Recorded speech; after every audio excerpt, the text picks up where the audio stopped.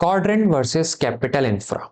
दो ऐसे आईपीओ जो 7 जनवरी 2025 को ओपन हो जाएंगे और 9 जनवरी तक ओपन रहेंगे। अब एग्जैक्टली इन दोनों में से कौन सा बढ़िया है, दोनों के फाइनेंशियल क्या बोलते हैं, दोनों का जीएमपी क्या है और इनका ऑब्जेक्टिव क्या है, ये क्यों ला रहे हैं आईपीओ, ये सारी चीजें डिटेल में डिस्कस करेंगे। By the way, myself Manishwar यानी and I am a chartered accountant and a CFA by profession. Channel पर अगर पहली बार आए देन मेक श्योर कीजिए आप सब्सक्राइब हमें कर ले और press the bell icon as well, ताकि ऐसे इंपॉर्टेंट अपडेट आप मिस ना करें। चलिए फटाफट से डिस्कस कर लेते हैं दोनों आईपीओ के बारे में। प्राइस बैंड की मैं अगर बात करूं क्वाड्रेंट की, तो 275 से 290 के आसपास का इन्होंने प्राइस बैंड रखा है। लॉट साइज 50 रहेगा, दैट मीन्स लगभग 15,000 का आपका इन्वेस्टमेंट रहेगा और टोटल इशू साइज 290 करोड़ है। यहां देखने वाली बात है, ये पूरा का पूरा फ्रेश इशू है। दूसरी तरफ अगर मैं कैपिटल इंफ्रा की मैं बात करूं, तो कैपिटल इंफ्रा का प्राइस बैंड है 100 के आसपास। इशू साइज 1578 करोड़ है, जो बड़ा मैं मानूंगा compare to quadrant, but the same time fresh issue 1077 crore है और ओएफएस है 501 करोड़। ओएफएस का मतलब क्या होता है, आप अपना पैसा प्रमोटर को दे रहे हैं, प्रमोटर उसके बदले में आपको इक्विटी देगा। एट द एंड उस पैसे का यूज कंपनी के विकास में नहीं किया जाएगा, कंपनी के पर्पस में उस पैसे का यूज नहीं किया जाएगा। अब आगे बढ़ते हैं, एग्जैक्टली जान लेते हैं सिंपल भाषा में ये दोनों कंपनी करती क्या है। तो अगर मैं कैपिटल इंफ्रा की बात करूं, तो एक ये लीडिंग कंस्ट्रक्शन कंपनी है।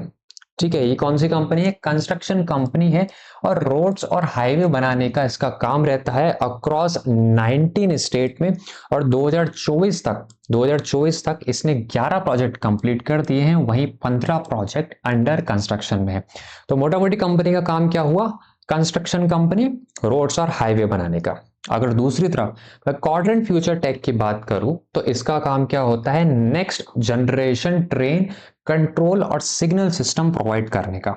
यानी कि अभी के टाइम अगर आप देखेंगे, ट्रेन इतनी ज्यादा फास्ट नहीं चलती है, ऑल्दो बहुत फास्ट चलती है, बट फ्यूचर क्या है, फ्यूचर में ट्रेन और भी ज्यादा फास्ट चलेंगी।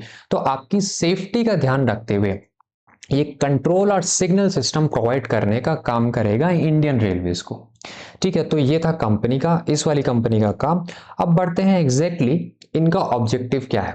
ठीक है, कैपिटल इंफ्रा की अगर मैं ऑब्जेक्टिव की बात करूं, तो ये जो इन्होंने एक्सटर्नल बोरोइंग ले रखी है उसका रीपेमेंट किया जाएगा। वही अगर मैं क्वाड्रेंट की बात करूं, तो एक तो long term working capital requirements, थोड़ा बहुत कैपिटल एक्सपेंडिचर, और इसके अलावा जो यूज किया जाएगा जनरल कॉर्पोरेट पर्पस में इसका यूज किया जाएगा। आप जानेंगे एग्जैक्टली इस कंपनी के फाइनेंशियल क्या बोलते हैं, लेकिन उससे पहले अगर आप वीडियो में अभी तक बने हुए हैं, अगर आपको लगता है हमारा एनालिसिस सही है, then please hit the like button, we really really need your support, and subscribe as well and share with your friends. चलिए अब आगे बढ़ते हैं इसके फाइनेंशियल की ओर। क्वाड्रेंट के फाइनेंशियल की अगर मैं बात करूं, तो 104 करोड़ का रेवेन्यू था 2022 में, जो बढ़ के हो गया 152 करोड़। कितनी ग्रोथ देखने को मिली, 50% की ग्रोथ हमें देखने को मिली। लेकिन वहीं अगर मैं 2024 की बात करूं, तो यहां हमें कोई ग्रोथ नहीं देखने को मिली है। और 2024 यानी जो सितंबर 2024 या 2025 की अगर मैं बोलूं, जो 6 महीने हुए अभी तक, वहां इनका पैट नेगेटिव हो चुका है। यानी कि ये कंपनी लगातार डिक्लाइनिंग परफॉर्मेंस दे रही है और कंपनी की इस टाइम पर नेगेटिव पैट हो चुका है। और इसी कारण अगर आप पी बाई भी देखेंगे, तो -47 के आसपास चल रहा है। कंपनी का डेट टू इक्विटी थोड़ा बहुत मैं हाई बोलूंगा 1.86 के आसपास है। तो कंपनी एक हाई वैल्यूएशन आपसे डिमांड कर रही है क्वाड्रेंट। अगर मैं कैपिटल इंफ्रा की बात करूं, तो कैपिटल इंफ्रा के जो नंबर्स हैं, 1981 करोड़ की रेवेन्यू थी, जो काफी बड़ा नंबर है, जो बढ़ के 2518 करोड़ हो गई। तो इसमें काफी अच्छी हमें बढ़ोतरी देखने को मिली। लेकिन एट द सेम टाइम 2024 में ये डिक्लाइन हो गया और 2025 की अगर मैं बात करूं, तो ये एक्सपेक्टेड किया जा रहा है कि लगभग इसी के आसपास नंबर रहेंगे पिछले साल के आसपास। तो इसके फाइनेंशियल थोड़े ठीक ठाक है कंपेयर अगर मैं क्वाड्रेंट की बात करूं।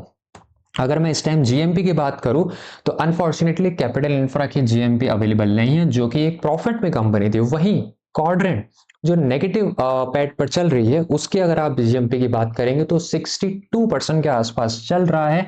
तो ये थोड़ा डाउटफुल है, हमें ऐसा लगता है कि यहाँ ये नंबर थोड़े बहुत यहाँ से करेक्ट हो जाएंगे और जीएमपी कम हो जाएगा। बट फिर भी अगर ये नंबर कम नहीं होता है और बढ़ जाता है, जैसा कि अभी आईपीओ का ट्रेंड चल रहा है, तो अगर आप एक शॉर्ट टर्म इन्वेस्टर हैं, अगर आप एक लिस्टिंग गेन देख रहे हैं तो आप जीएमबी के बेस पर कंपैरिजन कर सकते हैं, बट अगर आप एक लॉन्ग टर्म इन्वेस्टर हैं तो उसके केस में बोलूंगा कि आप दोनों ही कंपनी के फाइनेंशियल को कंसिडर करके अपना फैसला लीजिए। Disclaimer, we are not SEBI registered, so please consult your advisor as well before taking any decision.